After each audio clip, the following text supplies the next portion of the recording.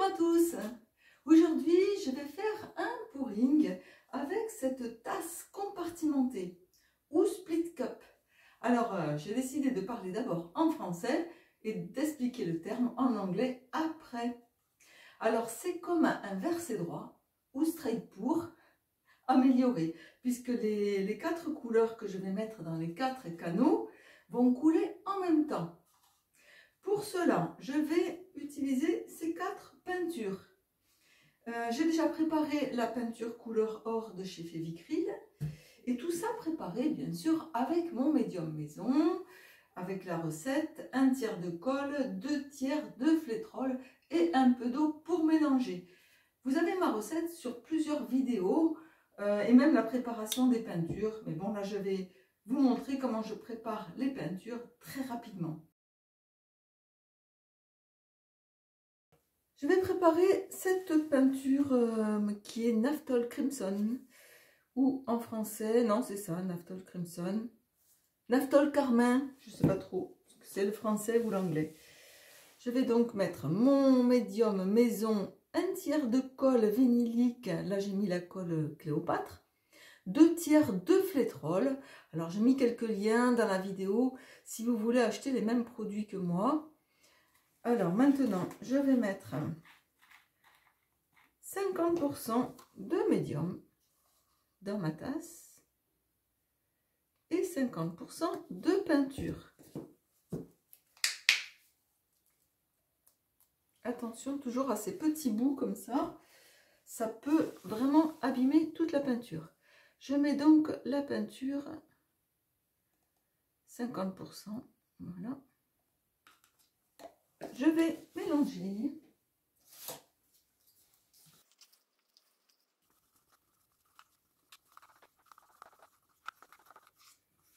Alors maintenant que on voit qu'il n'y a pas de grumeaux, que la peinture est bien mélangée, je rajoute de l'eau. Doucement au début pour arriver à une peinture fluide.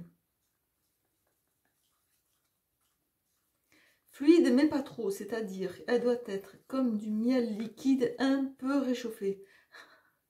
Voilà, ça c'est la bonne texture. Bon, moi j'ai l'habitude, je les mélange très rapidement. Si vous avez des questions, vous pouvez me le poser en commentaire hein, ou des commentaires sur la préparation de ces peintures. Je vous répondrai. Voilà, ma peinture est déjà prête. Donc voici la texture. Très important, avoir la même texture pour toutes les peintures. Alors maintenant que j'ai préparé toutes mes peintures, je vais voir si elles ont toutes la même fluidité. Donc déjà, je les mets tout à côté et je compare le filet, comment ça nappe la spatule. Je regarde qu'elles coulent à peu près toutes pareilles. Après, on peut faire un test de fluidité, mais bon, c'est un peu plus compliqué.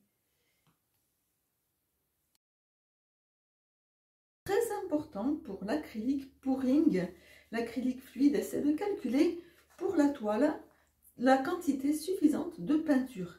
Cette toile fait 40 sur 50 cm et là j'ai 4 couleurs plus du blanc et du noir. Donc j'ai compté, il me faut à peu près 500 ml de peinture. Ces verres font 200 ml, ils sont à moitié pleins. Voilà, surtout très important, calculer la bonne quantité. Il vaut mieux en avoir trop que pas assez. Je coule mes couleurs dans la split cup ou tasse compartimentée. Je vais faire un premier avec ces 4 couleurs. Je ne remplis pas jusqu'en haut, sinon ça pose des problèmes.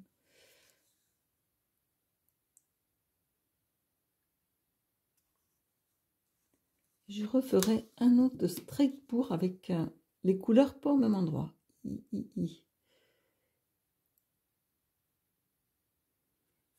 J'essaie de verser dans la tasse, pas à côté. Voilà, la tasse est pleine. Je regarde que ma toile soit bien droite. Là ici c'est parfait. Bon là il y a un petit... Non c'est bon. La bulle est au milieu.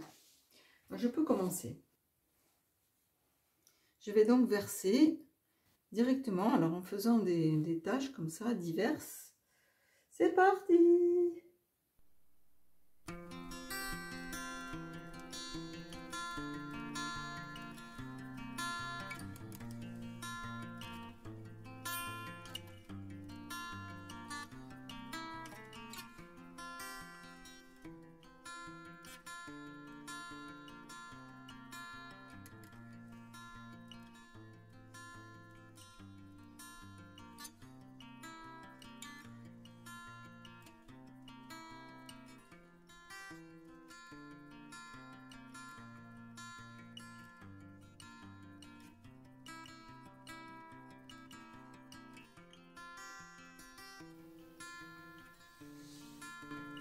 Je vais re-remplir ma split cup.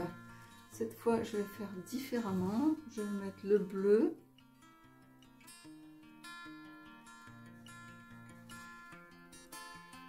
Du rouge toujours. Du noir.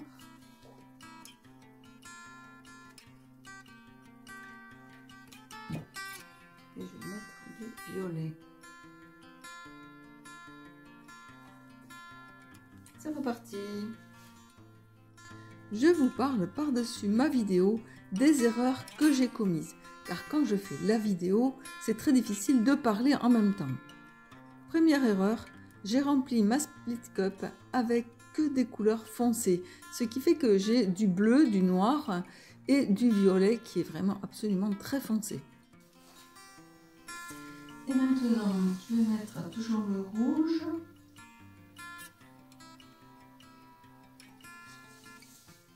Le bleu, le doré,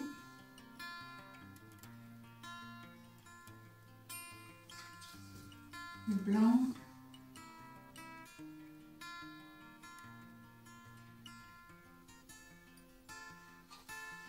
le violet,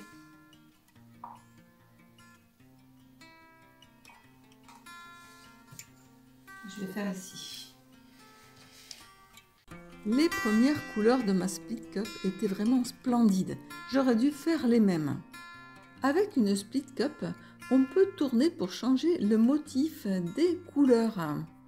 J'ai donc refait une split cup avec les couleurs du début. Petit conseil aussi, ne pas aller trop vite comme moi, car j'avais peur qu'il ne me reste pas assez de peinture. Un petit peu de chalumeau pour enlever les petites cellules. Les bulles, pardon. Pour enlever les bulles. Normalement, il ne devrait pas y avoir de cellules. Je vais mettre de la peinture autour. Alors, j'ai celle-là. J'ai du rouge qui me reste. Je vais mettre du rouge ici. Pour que ça glisse, parce que j'aimerais garder ce motif. C'est de la peinture qui me reste.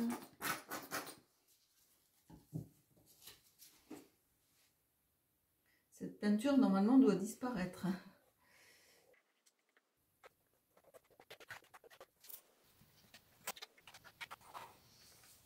Ici, la peinture bleue. Mais ça, je veux que ça disparaisse. Donc ça, c'est pas grave. Par contre, ça, j'aimerais bien que ça reste.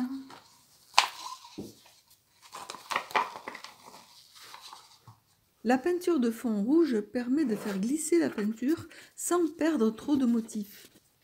Allez, c'est parti. Ouais, ben, je sens que c'est lourd. Hein. Toute la peinture qu'il y a, ça pèse. Alors, je vais essayer de garder ça.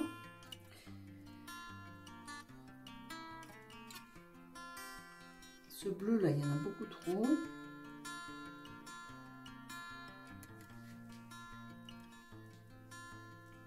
Ça, ce motif là est joli. Je vais le conserver.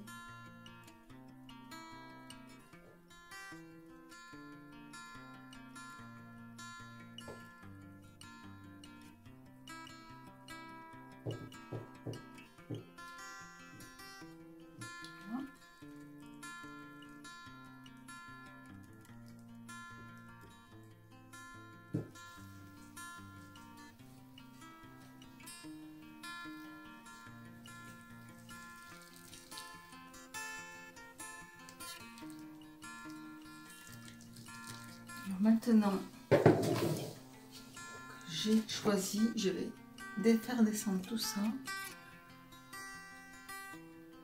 Tant pis, je vais perdre une partie de mon pourri, mais je ne veux pas garder ça. Je veux garder le plus joli. Oh, je perds le violet. Bon, je vais peut-être m'arrêter là. Hein. Vous auriez fait quoi, vous? Vous arrêtez là ou pas? Des fois, j'aimerais bien savoir ce que vous auriez fait. Est-ce que je bouge encore un peu? J'ai du violet ici. Bon, tant pis. J'ai perdu beaucoup. Voilà. Et cette fois, je m'arrête là.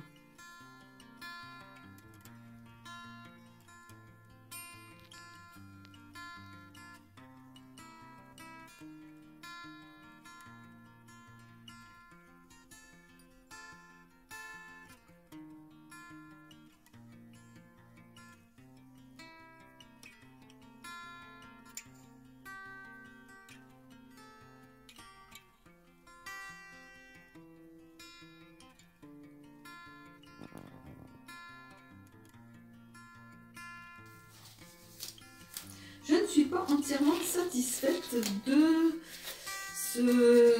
cette split cup. J'ai terminé toutes les peintures, j'ai tout mis dedans. Et je vais en refaire une par-dessus. Bon, j'aime pas quand c'est à moitié beau. Bon, peut-être j'ai fait une bêtise. Et ça me plaît pas, de toute manière. Donc je recommence. Alors, vous voyez, quand elle est trop pleine, la tasse, ce que ça fait. Alors là, ça fait un peu comme un ring pour.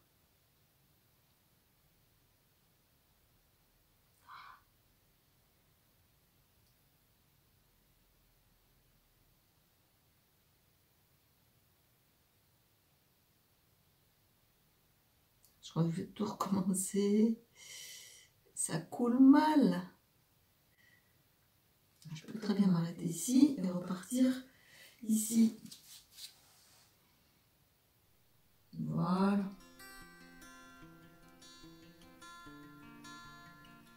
Là, je vais faire tout le tour.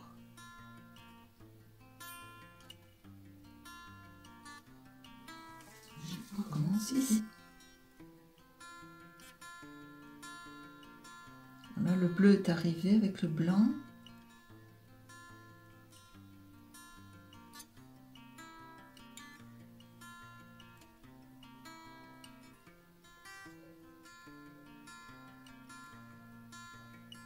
La façon dont on tient la split cup est très importante pour le dessin qui va apparaître. Ici, le premier pouring va me servir de peinture de fond, qui permettra de garder de plus beaux motifs.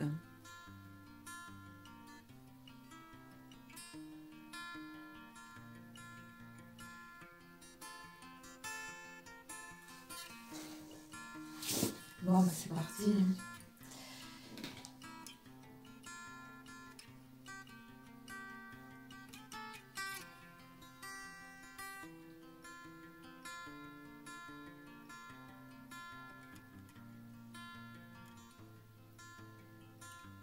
Plus on fait bouger la peinture et on fait glisser la peinture, plus le motif s'agrandit. Mais attention, quelquefois, il ne reste plus que le motif central.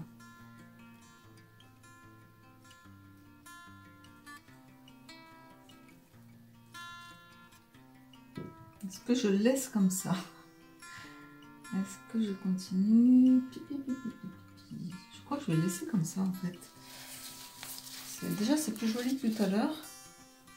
Parce que si je l'agrandis, je vais perdre ça. Ça, c'est joli. Ça, c'est joli. Bon. Je vais m'arrêter là. Comme ça, il me reste du pouring du début. Vous n'allez pas dire que je gaspille tout comme ça. J'en ai gaspillé de la peinture. Hein.